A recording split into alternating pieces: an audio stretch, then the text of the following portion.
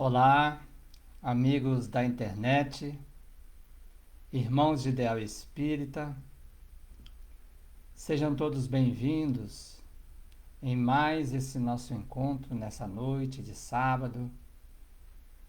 Esse encontro que certamente deixará saudades quando retornarmos às nossas atividades presenciais, porque temos conquistado novas amizades, novos corações, porque em verdade somos uma grande família espiritual.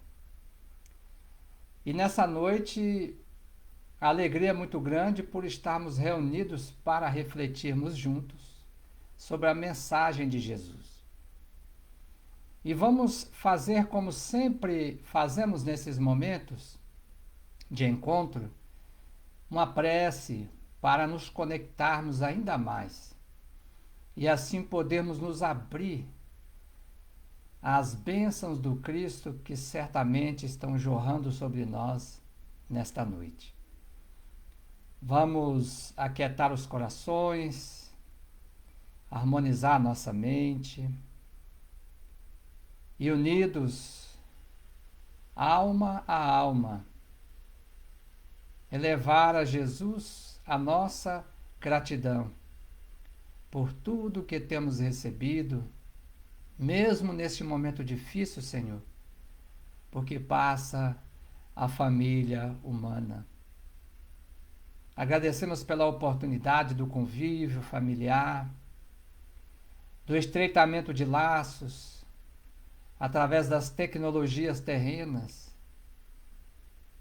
a fim de que possamos estar mais próximos, acostumarmos-nos a encurtar as distâncias do coração, Senhor. E que neste encontro dessa noite possamos aproveitar este pão espiritual que Tu nos ofereces, para que possamos nutrir os nossos espíritos, sedentos do amor que Tu nos ensinastes através da Tua exemplificação. Que nosso encontro dessa noite possa se transformar num ambiente irradiador de bênçãos para todos nós e para toda a humanidade. Obrigado, Senhor, guarda-nos em Tua paz, hoje e sempre. Então, meus amigos, trouxemos para esta noite uma reflexão de um tema que julgamos extremamente necessário nos dias atuais. Temos observado nos contatos de uns com os outros uma certa tristeza. Alguns amigos parece até que perderam a alegria de viver. Estão se questionando, muitos deles, sobre o significado, o sentido da vida. Qual o sentido para o qual nós estamos aqui? Alguns têm ido mais fundo ainda. Quem nós somos? Outros avançam para além do túmulo, diante de tantos desencarnes coletivos. Existirá a continuidade da vida? E essas perguntas nos fazem lembrar que, no fundo, todos nós estamos buscando a verdade. Aquela verdade que, segundo Jesus, liberta. Por isso, o nosso tema é em busca da verdade que liberta. E liberta de quê, meus amigos? Liberta desse limite, dessa estreiteza de vivermos apenas para as coisas do mundo material. Chega um momento em que as coisas do reino de César, conforme chamou Jesus, já não nos satisfazem mais. É necessário tomarmos uma outra água, aquela que ele nos prometeu, à beira do poço de Jacó, quando ele disse à samaritana, se tomasse daquela água, ela nunca mais teria sede. E a doutrina espírita tem essa proposta de ampliar esses limites que nós mesmos estreitamos com referência à nossa vida aqui no mundo físico. E trouxemos então essa reflexão nesta noite, e é claro, valendo-nos do auxílio de Emmanuel, como sempre, benfeitor de Francisco Cândido Xavier, esse espírito luminar que através de muito sofrimento, de muita dor nas suas inúmeras encarnações na Terra, conheceu e sentiu, mais do que conheceu, sentiu a presença do Cristo em seu próprio coração, servindo-o incessantemente. E ele comenta, numa de suas obras, esse conhecereis a verdade e a verdade vos libertará, e ele diz que a verdade que nós conhecemos hoje são apenas fragmentos da verdade, resumidos a pontos de vista pessoais. E eu me lembro de Jesus no momento do seu julgamento diante de Pilatos. Pilatos pergunta a Jesus: o que é a verdade? E o mestre, num silêncio revelador, mostrou a Pilatos que, em última instância, ali simbolizava a humanidade, de que não estávamos preparados para ouvirmos o que era a verdade, porque para conhecermos a verdade é preciso ampliar as nossas fronteiras do sentimento e do coração. Então, Emmanuel diz que conhecer a verdade é, acima de tudo, perceber o sentido da vida. E é por isso que nós notamos essa constrição nas criaturas nesse momento difícil, é verdade.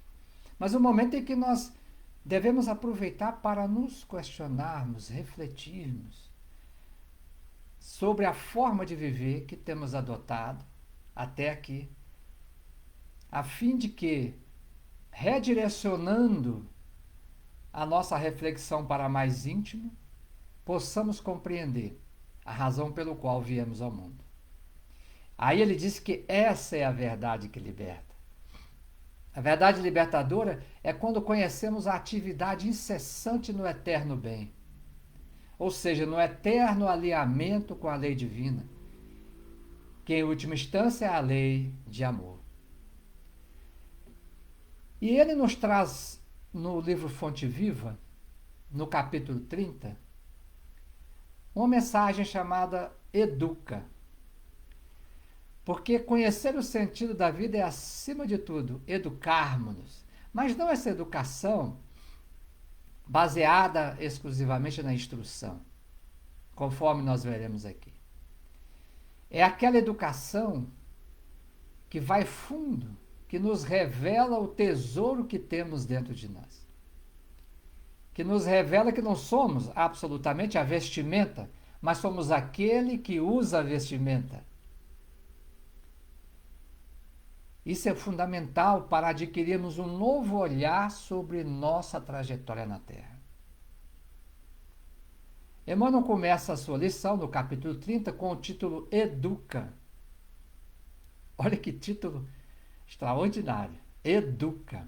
E nós sabemos que educar vem do verbo educere, que é um verbo em latim, que quer dizer extrair de dentro. E qual foi o versículo que Emmanuel escolheu para poder interpretar e escrever essa mensagem? Foi o versículo de Paulo, 1 Coríntios, capítulo 3, versículo 16. Paulo diz assim: não sabeis vós que sois o templo de Deus e que o Espírito de Deus habita em vós? Nós não temos consciência disso. E a educação de que Emmanuel fala aqui é extrair de dentro essa consciência. Afinal, foi ele mesmo que nos diz, o Cristo de Deus: vós sois deuses, com letra minúscula. Vós sois a luz do mundo. Faça brilhar a vossa luz. Somente com esse entendimento é que nós recuperaremos a alegria de viver. Porque o Espiritismo, ele tem uma característica fundamental. Ele consola nessas circunstâncias porque ele esclarece. Ele nos indica os porquês, as origens, as causas. E ao conhecermos as causas, compreendemos os efeitos. E compreendendo os efeitos, já não estamos mais perdidos, vagando a esmo. Já conseguimos nos direcionar, nos reposicionar. Já sabemos para onde ir. O esforço é nosso, mas já temos uma bússola, uma diretriz, um norte a seguir. E isso nos devolve o sentido de viver, a alegria de viver. Diz Emmanuel, então, na sua primeira frase da lição, na semente minúscula reside o germe do tronco benfeitor. No coração da terra há melodias da fonte. No bloco de pedra há obras-primas de estatuária. Olha, a semente não é a árvore. A fonte que canta nas entranhas da terra ainda não é o rio. A obra-prima que se esconde dentro de uma rocha ainda não é aquela que será apreciada nas galerias de arte ou nos museus. Então há um trabalho para que esse tesouro que jaz em tudo possa vir à tona. Esse trabalho é o trabalho educativo. E o Criador estabeleceu uma pedagogia extraordinária para essa autoeducação. Diz ele assim: entretanto, o pomar reclama esforço ativo, ou seja, é preciso que a semente cresça, que seja cuidada, que seja adubada, que seja regada, para que a árvore se transforme nesse tronco benfeitor de um pomar e dê frutos. A corrente cristalina pede aquedutos para transportar-se incontaminada. É necessário extrair de dentro da terra essa fonte que, como ele disse no seu primeiro texto, canta nas entranhas da terra, para que ela possa servir, ser útil, se transformar no rio que torna as terras férteis, fornece água, inclusive para dessedentar a sede física. Mas há um trabalho de construção para que isso aconteça. São os aquedutos que ele coloca aqui. A joia de escultura pede milagres do buril. A pedra bruta, muitas vezes, jamais seria apreciada na vitrine de um museu ou de uma casa de arte. Mas aí chega a figura do buril, que retira aquilo que ofuscava o brilho da pedra, para que ela possa luzir. Nossos irmãos, nossos amigos já devem estar fazendo referências ao ser humano, que ainda é uma semente latente, que ainda é uma fonte inesgotável, que ainda é uma pedra bruta. Mas para que possa revelar essa luz, esse Deus que habita em nós, conforme Paulo nos diz na sua passagem do Evangelho, inclusive que está sendo analisada aqui por Emmanuel, há um longo trajeto. E é preciso que nós iniciamos essa proposta. E aí Emmanuel entra no campo do ser humano. Emmanuel tem uma pedagogia muito interessante. Ele usa a natureza porque os Espíritos já nos disseram que a natureza é o livro divino. E nós precisamos aprender a ler nesse livro. E lá nesse livro nós encontramos correlações conosco mesmo. E aí ele diz assim, no seu terceiro parágrafo, também o Espírito traz consigo o gene da divindade. Olha aí, o gene. O que nos mostra que somos filhos do Altíssimo. E dele herdamos, por herança, todo o seu amor em seus inumeráveis e infinitos atributos. E por que ainda não conseguimos demonstrar isso nas nossas expressões? É isso que nós vamos refletir. É preciso que nós tenhamos a disciplina e a vontade de submetermos-nos, inclusive as nossas vidas, a esse processo de autoeducação. Porque quando a gente fala em educação, a gente pensa em sermos os educadores. E é verdade, o grande educador é Jesus. E temos que nos colocar diante dele como educandos, desejosos de aprendermos, a fim de podermos avançar nessa jornada evolutiva. E aí nós vamos ver, em relação a esse gene da divindade, lá em Pensamento e Vida, no capítulo que Emmanuel trata da educação, ele diz assim: diz-nos o Cristo, brilha a vossa luz. Olha aí. Paulo havia dito que Deus habita em vós. E o Cristo disse, brilha a vossa luz. E ele mesmo, o mestre divino, é a nossa divina luz na evolução planetária. É o grande professor. A pergunta 625 do Livro dos Espíritos nos diz isso. Ele é modelo, porque devemos nos espelhar na exemplificação dele, mas ele também é guia e um verdadeiro mestre. E ele disse, me chamais mestre, dizei bem, porque eu o sou. É aquele que sabe guiar os seus tutelados, as ovelhas que o Pai lhe confiou. Então, ele é a nossa divina luz na evolução planetária. Admitia-se antigamente que a recomendação do Senhor fosse mero aviso, de essência mística, conclamando profitentes ao culto externo da escola religiosa. A suposto relevo individual depois da morte na imaginária corte celeste. São os nossos ritualismos, a nossa vida sem sentido, a nossa vida tediosa, em que acreditamos adorarmos ao Criador, através simplesmente de pertencermos, de filiarmos-nos a uma das suas religiões no mundo. Absolutamente. Né? É um outro processo educativo que o Cristo nos conclama. Hoje, no entanto, reconhecemos que a lição de Jesus, brilha a vossa luz, deve ser aplicada em todas as condições, todos os dias.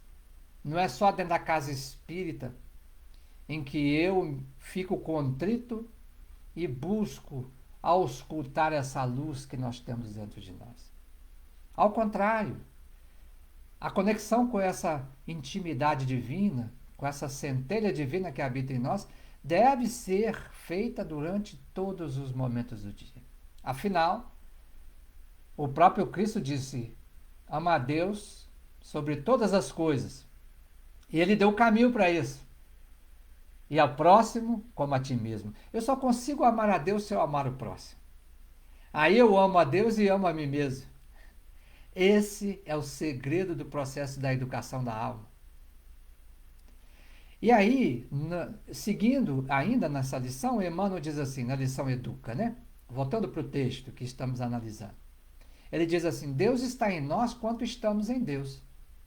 Mas para que a luz divina se destaque da treva humana, é necessário que os processos educativos da vida nos trabalhem no empedrado caminho dos milênios. Olha aí.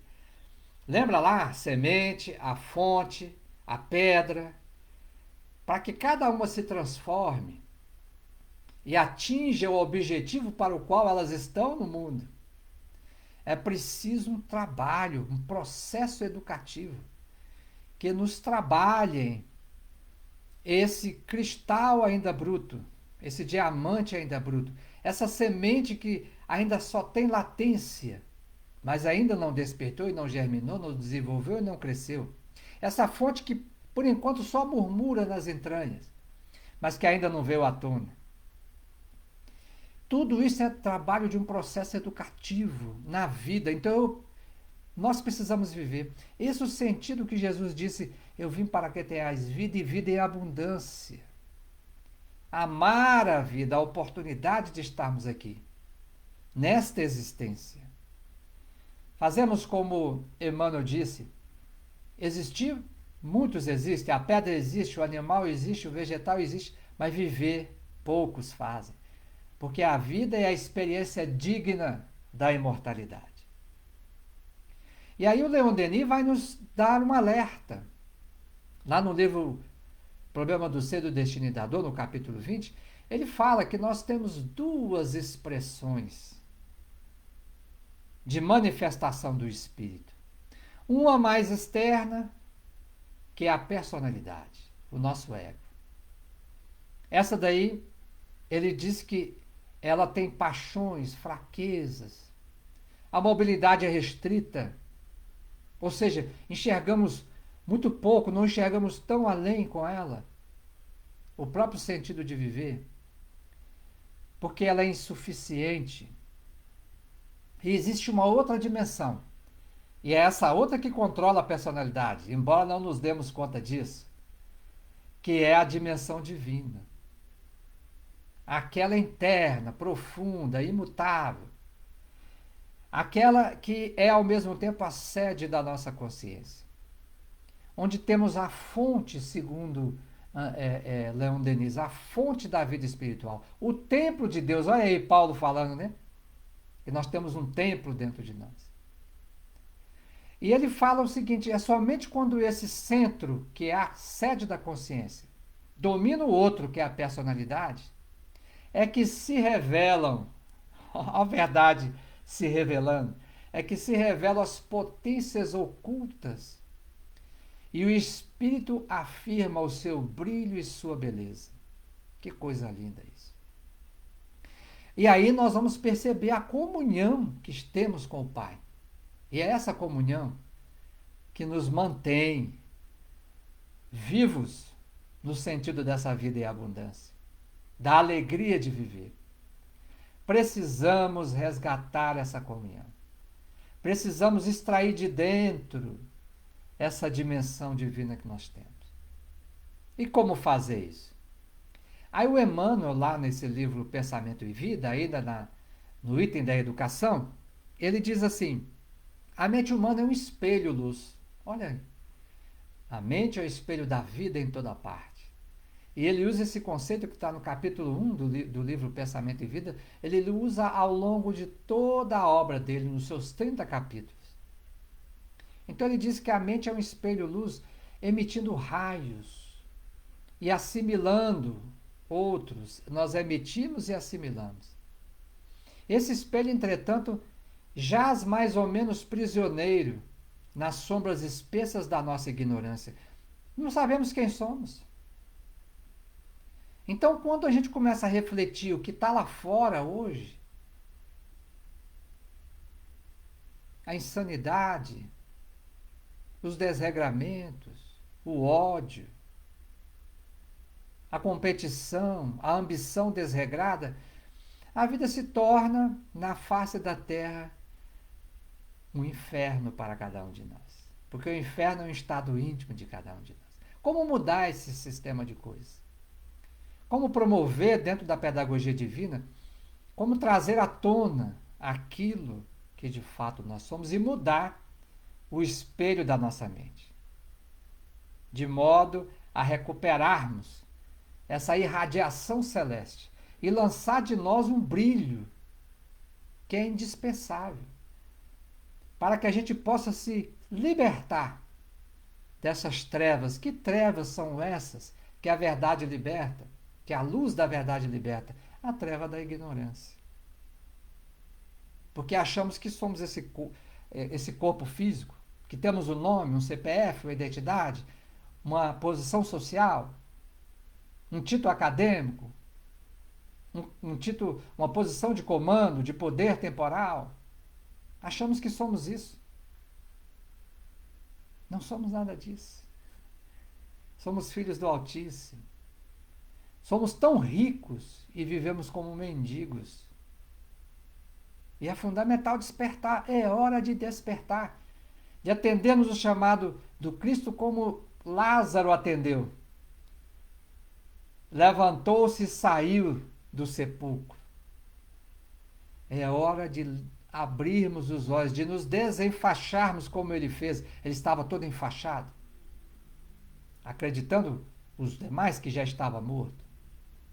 Nos desenfaixarmos desses conceitos equivocados acerca de quem nós somos.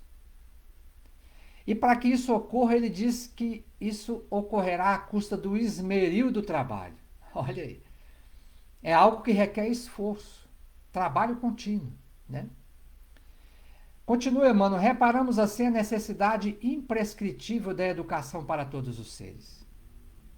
Lembremos de que o eterno benfeitor, em sua lição verbal, fixou na forma imperativa a advertência a que nos referimos: brilhe vossa luz. Está no verbo imperativo. É um dever da lei de progresso. A lei de progresso nos pede isso. Isso quer dizer que o potencial de luz que está dentro do nosso espírito deve fulgir em sua grandeza plena. Por isso que ele diz que a candeia tem que ficar sobre o alqueire. Nós temos que fazer esse movimento. Fazermos luz em nós, dissiparmos as trevas da nossa ignorância, a fim de que sejamos luz na vida daqueles que nos circundam.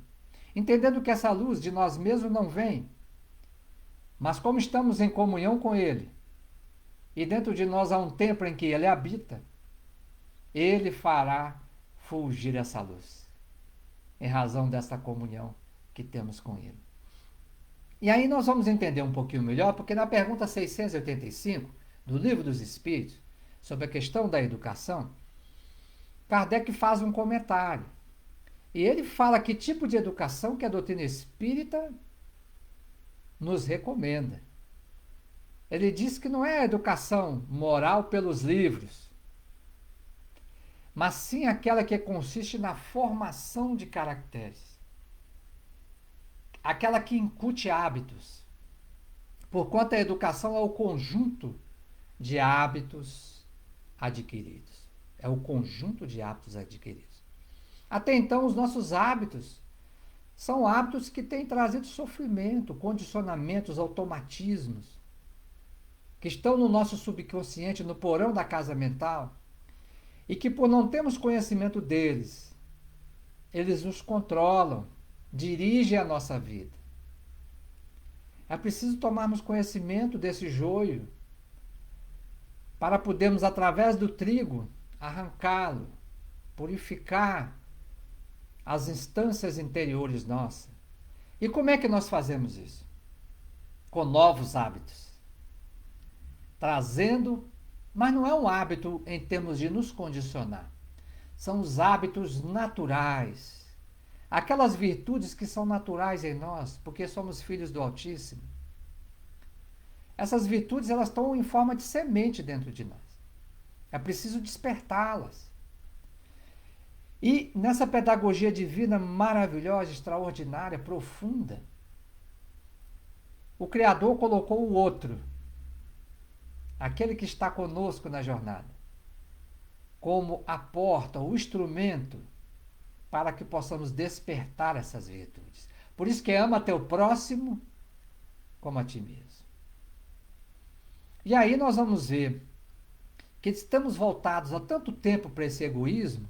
E esse egoísmo é a nossa própria ignorância. Porque a nossa natureza íntima, aquela original, ela é da lei de cooperação. Ela é fraternidade pura, é caridade, é benevolência, é indulgência, é beneficência, é compaixão. Mas como estamos dentro de um processo de ignorância, as trevas da ignorância, nós cultuamos o egoísmo, que tem trazido tantos males ao longo da história humana, levando-nos a esse estado de coisas que estamos enfrentando atualmente. E aí, lá na pergunta 917, Kardec faz um comentário sobre a cura, né, desse egoísmo. Ele diz que a cura pode ser longa, né, porque numerosas são as causas. Contudo, ela só se obterá se o mal for atacado em sua raiz. Lembrando que os Espíritos nos dizem que o egoísmo é a raiz de todos os males. E isso só se dá, segundo Kardec, pela educação. Não a educação de fazer homens instruídos, mas a educação de fazer homens de bem. A educação convenientemente entendida constitui a chave do progresso moral. A educação que busca extrair as virtudes que estão latentes dentro de nós, ela confere o progresso moral porque ela dá sentido e alegria de viver. Quando se conhece a arte de manejar os caracteres morais, como se conhece a arte de manejar as inteligências, no caso da instrução, conseguir-se-á corrigi-los, os maus hábitos, do mesmo modo que se aprumam plantas novas. Essa arte, porém, isso é que nos interessa aqui nesse texto, exige 3 coisas, segundo Kardec: tato, muita experiência e profunda observação. Tato, porque é a forma que nos aproxima e que nos permite lidar uns com os outros. Empatia. Nos aproximarmos não como uma planta espinhosa, mas como uma planta frutífera, florida, que atrai as abelhas pelo perfume que exala, que atrai o lavrador pelo fruto saboroso que produz. Esse tato nós precisamos ter. A outra que ele diz é profunda observação. Se não observarmos uns aos outros, compreendermos-nos, observar para compreender, não para criticar, nós não seremos tolerantes, nós não seremos compreensivos, nós não seremos indulgentes uns com os outros. E, portanto, perderemos a grande oportunidade dessa relação fazer vicejar as virtudes, as potências ocultas que estão em nosso coração.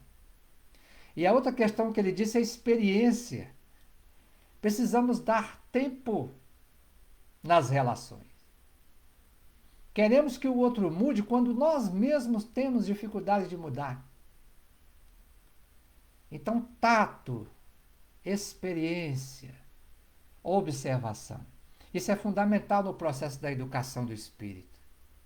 Tanto na autoeducação, quanto nós nos colocamos no processo de educar os que estão conosco. Principalmente na posição ou de superiores hierárquicos dentro de uma empresa, ou de pais e mães, ou do irmão ou irmã mais velha. É preciso termos esses 3 parâmetros que Kardec nos traz: tato, experiência. E experiência simboliza paciência. Há um trajeto entre a semente e a flor que nós precisamos respeitar. E só conseguimos respeitar isso com paciência ao longo do tempo. Imagina se Jesus tivesse desistido de nós. Nós que somos zambujeiros, oliveiras bravas, que ainda não produzimos frutos adocicados. Se ele não fosse a oliveira natural e viesse nos fazer uma enxertia com o seu nascimento na terra, como nós estaríamos até hoje? Então é preciso compreendermos que aqueles que estão necessitados ao nosso redor, nós temos que ter esse tipo de perspectiva com eles, assim como os que estão acima de nós têm conosco. Tato, paciência, simbolizando a experiência do tempo de Deus, e também profunda observação. Não nos enganemos, Paulo inclusive nos diz, envolve-nos uma nuvem de testemunhas. Somos observados, principalmente por esses que nos querem bem. Emmanuel, então, no texto que nós estamos analisando, que é o Educa, do Fonte Viva, a lição Educa, ele prossegue dizendo assim: somente o coração enobrecido no grande entendimento pode vazar o heroísmo santificante. Apenas o cérebro cultivado pode produzir iluminadas formas de pensamento. Olha, ele tocou em 2 pontos fundamentais: coração e cérebro. Mente e sentimento. Pensamento e sentimento. Nós temos um conflito entre esses dois, quando na verdade temos que harmonizá-los. O coração com a mente. E Emmanuel, no livro Pensamento e Vida, lá no primeiro capítulo, ele fala disso. Ele nos traz aquilo que chamamos de equação da vida.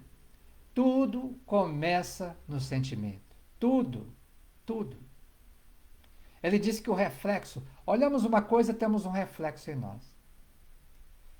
Esse reflexo esboça a emotividade. Logo surge uma emoção. que de acordo com os nossos parâmetros, nossa bagagem, aquilo que já vivemos, que já experienciamos, vai produzir um pensamento. A emotividade gera ou plasma a ideia. Ao mesmo tempo que o pensamento surge, vem um comportamento, uma atitude, vem a palavra, e segundo ele, a atitude e a palavra, surgidas do pensamento, comandam as ações. Eu pergunto, começou tudo aonde? Dentro. E aonde? No sentimento. É preciso, então, harmonizar o sentimento, porque se tivermos um reto sentir, teremos um reto pensar, uma reta atitude, um reto comportamento, um reto falar e um reto agir. Conforme nos dizia o Buda, Siddhartha Gautama, o Buda. Por isso que Jesus foi direto no amor, para que a gente pudesse trabalhar essas questões dentro de nós, no campo do sentimento. E começarmos ali o nosso processo de educação. Educação pelo amor. Tudo se modifica. E dentro desse mesmo livro Pensamento e Vida, Emmanuel, um capítulo chamado Instrução, ele diz assim, o livro, aí ele vai falar, porque é cérebro, né? Pensamento, e coração. Então nós vamos pegar duas partes aqui para falar. A instrução é ruim? Não. Emmanuel diz assim, o livro representa vigoroso imã de força atrativa, plasmando as emoções e as concepções, de que nascem os grandes movimentos da humanidade, em todos os setores, da religião, da ciência, da opinião, da técnica, do pensamento, do trabalho. Então é um vigoroso imã. E por que ele é um vigoroso imã? O imã nos conecta, né? O livro nos conecta aqui. Diz Emmanuel assim, por esse dínamo de energia, que é um livro, energia criadora, encontramos os mais adiantados serviços de telementação. Por conta das imensas distâncias no espaço e tempo, incorporamos as ideias dos espíritos superiores que passaram por nós há séculos. Sócrates reflete-se nas páginas dos discípulos que lhe comungavam a intimidade, como, por exemplo, Platão, que escreveu várias obras sobre Sócrates. E ainda hoje consumimos os elevados pensamentos de que ele foi portador. Retrata-se Jesus no Livro dos Apóstolos, que lhe dilataram a obra, e temos no Evangelho um espelho cristalino, olha, a mente divina, um espelho cristalino, em que o Mestre se reproduz, modelo e guia, por divina reflexão, orientando a conduta humana para a construção do reino de Deus entre as criaturas. Conhecer, meus amigos, segundo Emmanuel, é patrocinar a libertação de nós mesmos, colocando-nos a caminho de novos horizontes na vida. Emmanuel está dizendo uma coisa aqui extraordinária, vocês perceberam? Quando eu leio uma obra de Emmanuel, por exemplo, Paulo Estevam, não é só uma obra ali, um papel que está escrito, eu entro no pensamento do autor. E nós sabemos, pelas obras que vieram depois através do Chico na Fazenda Modelo, em Pedro Leopoldo, que aqueles que ditaram essa obra a Emmanuel foi o médium deles, foram os próprios personagens da história. Paulo, Abigail, Estevão, tanto que no lançamento, no término da obra em Pedro Leopoldo, foi uma festa de luz. O espírito Neolúcio conta que compareceu a essa festa. E lá estavam todos os personagens. Então não é apenas um livro, uma palavra que está escrita. Eu entro na história. Imagina quando eu estudo a mensagem de Jesus. Quando eu estudo as parábolas. A gente entra na vibração do Mestre Divino. Porque entramos na vibração daqueles que escreveram a obra. Estavam conectados com ele. Tanto que Emmanuel, no livro Consolador, fala que as parábolas de Jesus são sementes divinas, contêm a essência do sentimento divino de Jesus. Então nós entramos em correntes de pensamento inimagináveis para nós. E tudo isso imanta os nossos espíritos. Tudo isso nos traz uma leveza, desafoga a nossa alma, nos tira as apreensões, os medos, as inseguranças. Inclusive, a Sheila disse que o conhecimento, a benfeitora Sheila, né, nos diz que o conhecimento desperta a consciência para a necessidade de amar. Quando a gente lê Paulo Estevam, dá vontade da gente sair abraçando todo mundo. Agora, não basta apenas o aspecto do conhecimento, mergulhar a mente nesse oceano inesgotável que flui da mente divina desses espíritos, que deram suas vidas para que o Evangelho pudesse vicejar no mundo. É preciso também darmos a nossa contribuição. E aí Alcione, no livro Renúncia, ela diz assim, a mensagem do Cristo precisa ser conhecida, meditada, sentida e vivida. Conhecida, meditada, sentida e vivida. Ela diz que não basta só a primeira parte, conhecer, meditar. Essa é uma parte. É uma parte que nós trabalhamos dentro de nós. A gente conhece. Mas eu preciso refletir. Meditar está no sentido de refletir. Como é que está a minha vida em relação a isso que eu estudei? Em relação àqueles personagens dos romances de Emmanuel, 50 anos depois, Ave Cristo, Renúncia. Como é que está a minha vida? Eu preciso fazer essa reflexão. Santo Agostinho nos recomenda isso na pergunta 919 do Livro dos Espíritos, né? Ele fala para fazermos essa reflexão todos os dias. Como é que está a nossa vida alinhada com a mensagem de Jesus? E aí, a segunda parte tem a ver com a ação, que é o quê? Sentida, a ação dentro de nós, eu preciso sentir. Aquilo precisa tocar meu coração, meu mundo íntimo.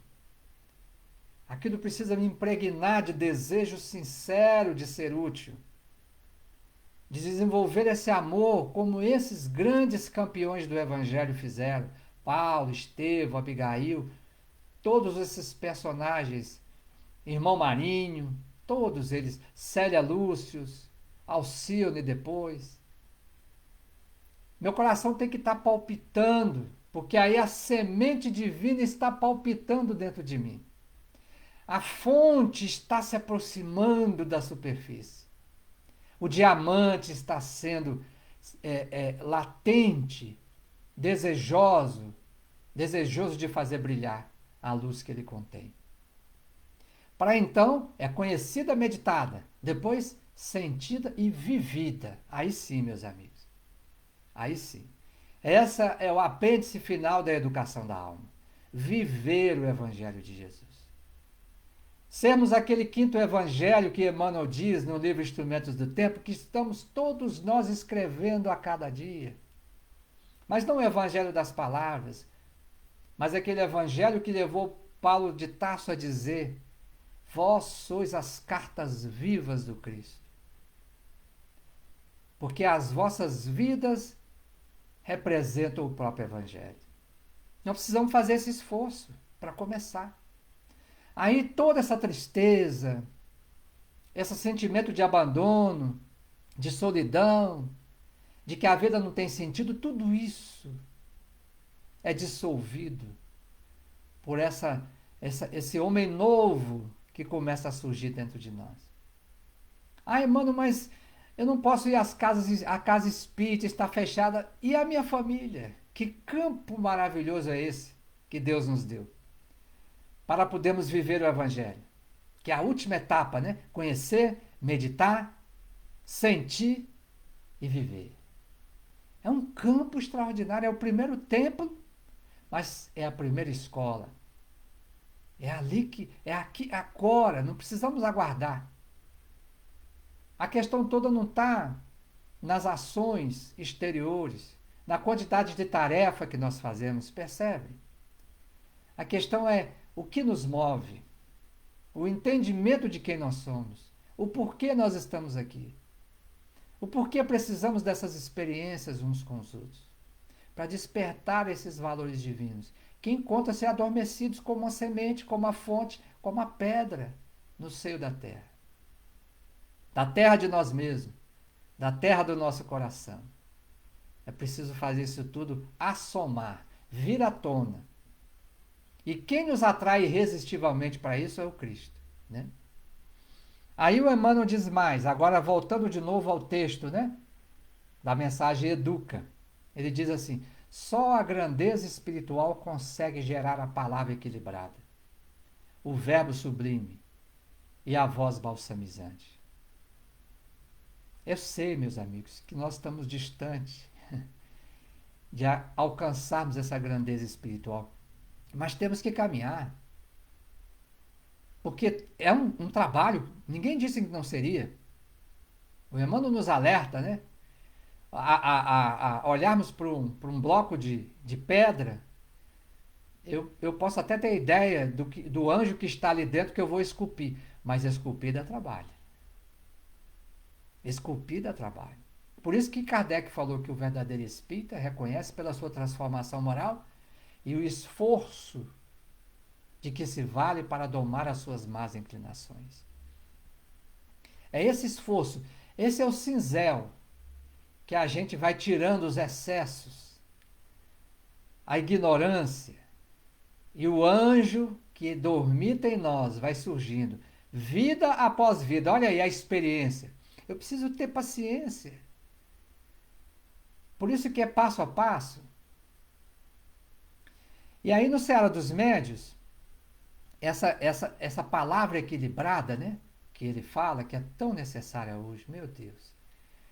Como as criaturas estão falando por falar, sem atinar no que estão dizendo. Pessoas que deveriam resguardar, e a palavra tem nós vimos aqui na equação da vida, ela é a expressão concreta do pensamento. Ela tem força. E o Emmanuel no Seara dos Médios, no capítulo 27, ele diz assim: a glote vocal pode ser comparada a uma harpa viva, em cujas cordas a alma exprime todos os cambiantes do pensamento. Olha que coisa espetacular. É a alma como que dedilha as cordas vocais, expressando os cambiantes, ou seja, as colorações, as nuances, as vibrações, as frequências do nosso pensamento. E sendo o pensamento uma onda criadora, a integrar-se em outras ondas, né? Nós vimos, a gente emite, mas também recebe, com as quais se harmoniza, a fala de modo invariável reflete o grupo moral a que pertencemos. Porque a boca fala do que está cheio o coração. Não nos iludamos. Isso é uma lei.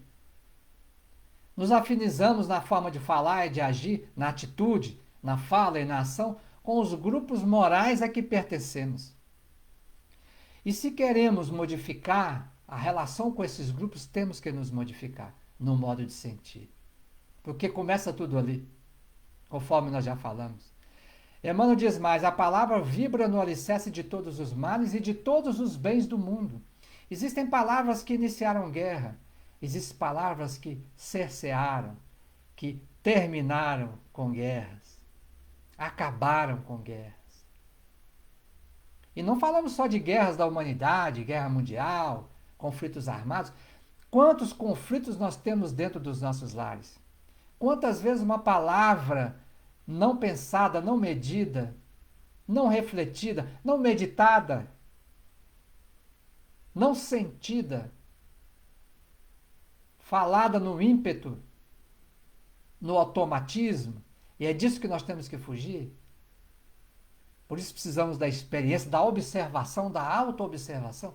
Quantas vezes essa palavra provocou quase uma tragédia dentro do nosso lar? Mas quantas vezes uma palavra de suavidade? Não, vamos deixar para a gente conversar isso depois, não é?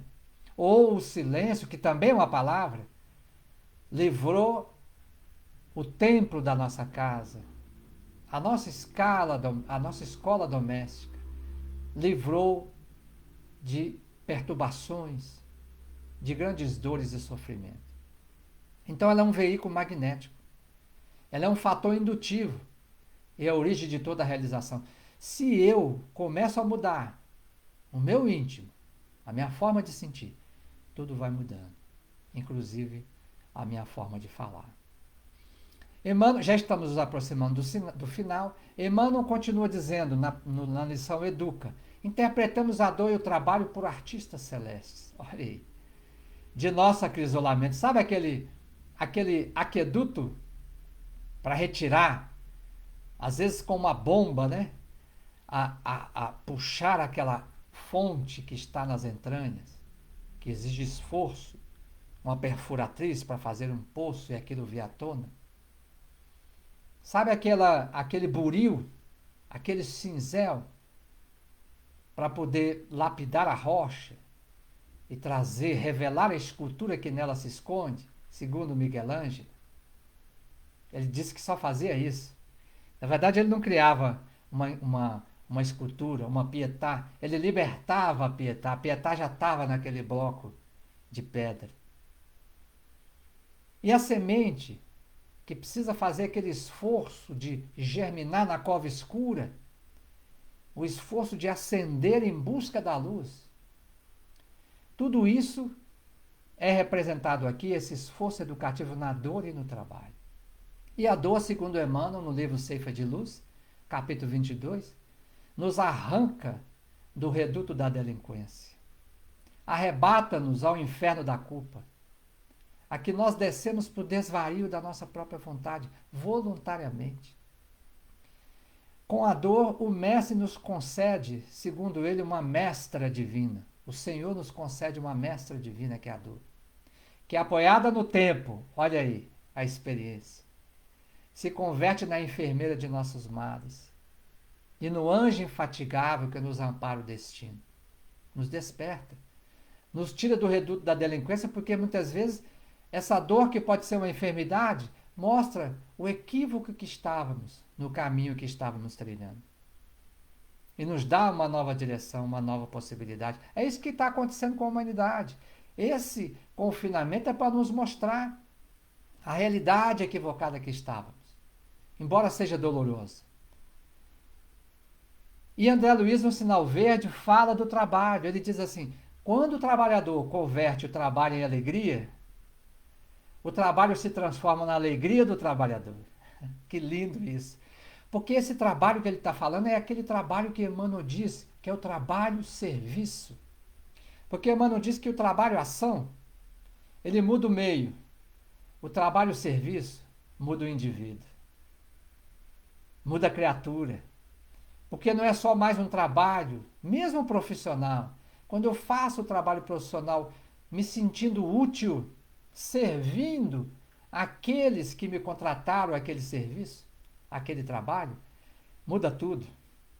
Acontece isso que André Luiz diz: o trabalho em alegria, o trabalhador que converte o trabalho em alegria, o trabalho se transforma na alegria do trabalhador. Aí não existe mais tédio, rotina, tristeza, falta de alegria de viver, falta de sentido na vida, isso tudo acaba.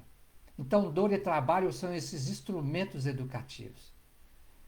Não vamos blasfemar a Deus nos momentos de dor, da prova ou da expiação.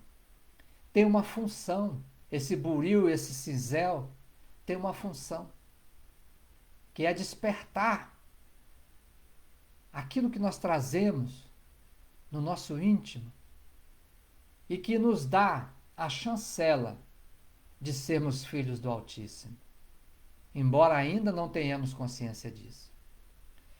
E o Emmanuel termina dizendo assim: educa e transformarás a irracionalidade em inteligência, a inteligência em humanidade e a humanidade em angelitude. Olha aí, é todo um trajeto. A irracionalidade em inteligência, a inteligência em humanidade e a humanidade em angelitude. Educa e edificarás o paraíso na terra. Então, meus irmãos, da irracionalidade para a inteligência, grande parte da humanidade já avançou. Nós ainda estamos em trânsito da inteligência para a humanidade. Não atingimos nem o ápice de seres humanos ainda. Basta ligarmos a TV, olharmos os jornais, embora Hoje já não está valendo mais a pena fazer isso. E temos um grande e longo trajeto para sairmos atingirmos o ápice da humanidade e da humanidade seguirmos rumo à angelitude. Mas isso, ao invés de nos desanimar, nos alegra. Quanto nós temos que aprender? Quantas coisas nós trazemos no nosso mundo íntimo que a gente nem suspeita que podemos realizar. Isso que nós estamos fazendo aqui agora, de usar meios tecnológicos para estarmos todos aqui unidos, mente e coração nesse momento, isso nós faremos sem precisar de tecnologia nenhuma. Não somos capazes de fazer isso agora absolutamente pela nossa insuficiência moral evolutiva. Estamos treinando. E treinando para o bem, fazendo com que esses potenciais assomem em nós, de forma roteirizada pelo Evangelho, né? E é importante a gente entender isso, por quê? Porque lá na pergunta 914 do Livro dos Espíritos,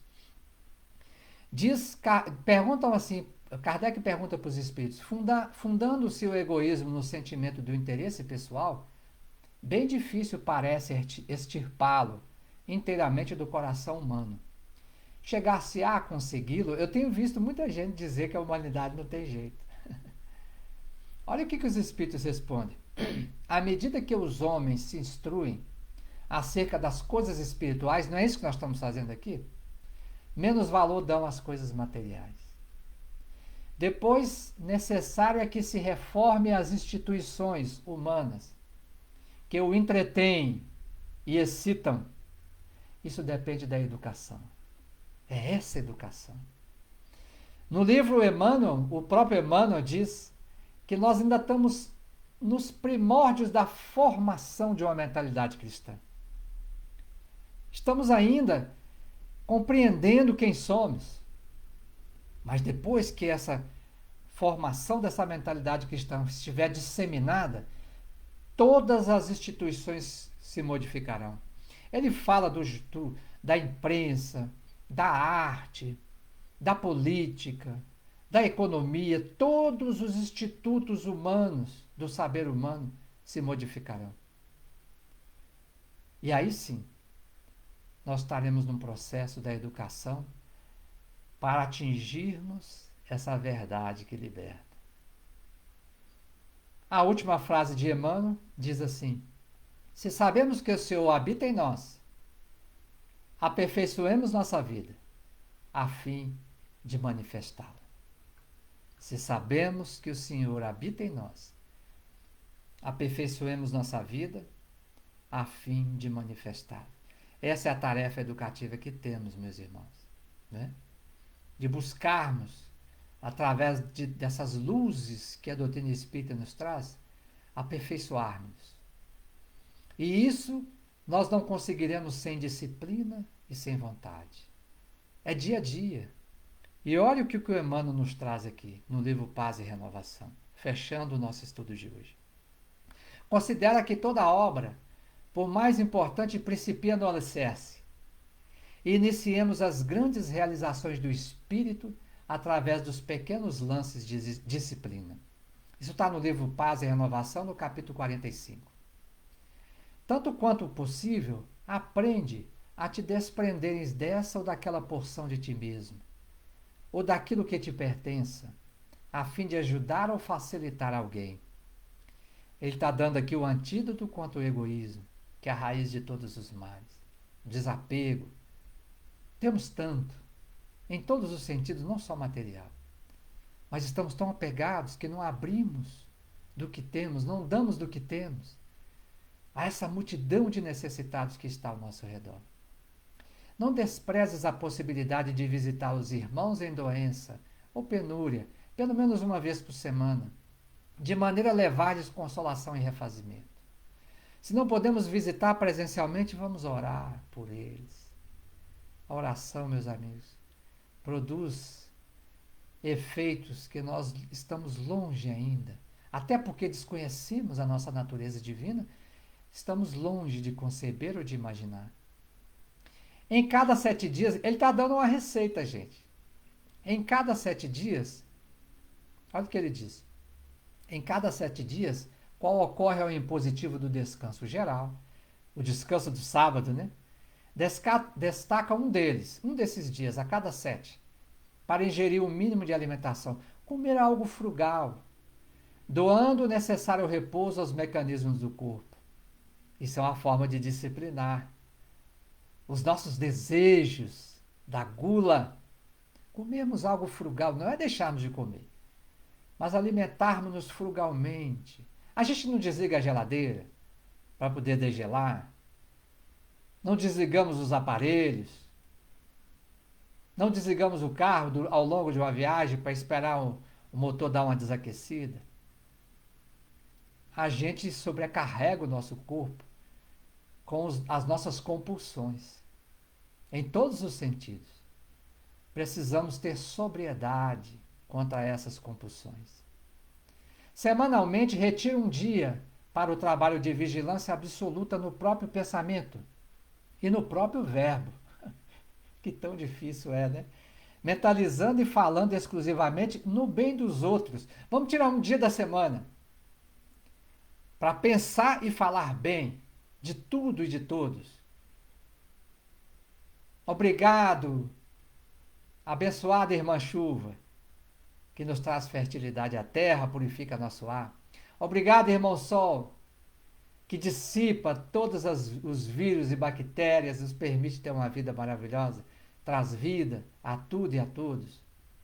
Obrigado, meu irmão, por tudo que você tem me feito ao longo dessa vida. Obrigado, meu pai. Obrigado, minha mãe. Obrigado, meu filho. Obrigado, minha filha. Vamos dedicar um dia da semana, pelo menos, para começar. É assim. Emmanuel fala que a espontaneidade, ela só vem depois da disciplina. A disciplina vem antes, né? Prossegue ele. Em cada ciclo de 24 horas, separa diminuta área de tempo, quando não possas fazê-la mais ampla, para estudo e meditação, silêncio e prece. Vamos reservar no dia um tempinho para estudar, para orar, para meditar, para silenciar, para entrar nesse templo interno e abandonado, a mais alta de todas as capelas, a fim de que as respostas mais lúcidas e belas possam nos trazer alegres e deslumbrados. Faze por dia, por semana, um horário de serviço gratuito, em auxílio aos companheiros da humanidade. Aqueles que não estão podendo trabalhar, podem fazer isso através da oração. Bom, meus irmãos, essas eram as nossas reflexões de hoje. Temos um manancial divino, mas para que ele venha à tona e possamos contribuir com um mundo novo, a terra regenerada, precisamos nos educar. E a essa educação dependemos uns dos outros. O outro é o instrumento educativo para nós. E vice-versa, somos o instrumento educativo para o outro. E é nessa reciprocidade que sementes virarão pomares, que fontes anônimas se transformarão em oceanos de graça, e que pedras brutas refletirão a luz divina na forma de diamantes safirinos de inigualável beleza. Que Jesus nos abençoe, nos proteja e nos dê a segurança de caminharmos unidos a Ele nesse momento de transição que atravessamos. Vamos orar, vamos fazer uma oração, agradecer a Ele, a Deus, nosso Pai, pelas bênçãos recebidas nessa noite. Que todos, Senhor, que estão conectados nessa reflexão, deste estudo, possam receber em seus lares essas vibrações benfazejas de saúde física e espiritual, abençoando e beneficiando a todos que ali se encontram, encarnados e desencarnados. Que essas bênçãos, Senhor, se espalhem pelos lares do mundo inteiro, por todos os locais onde haja choro, pranto dor, aflição, tristeza e solidão. Que essas bênçãos sejam, Senhor, um marco de um novo dia, de uma nova aurora no coração de todos eles. Que elas possam também atingir os nossos governantes, dando-lhes lucidez, discernimento, para que possam compreender a tarefa grandiosa que receberam de Ti na condução dos destinos do nosso país.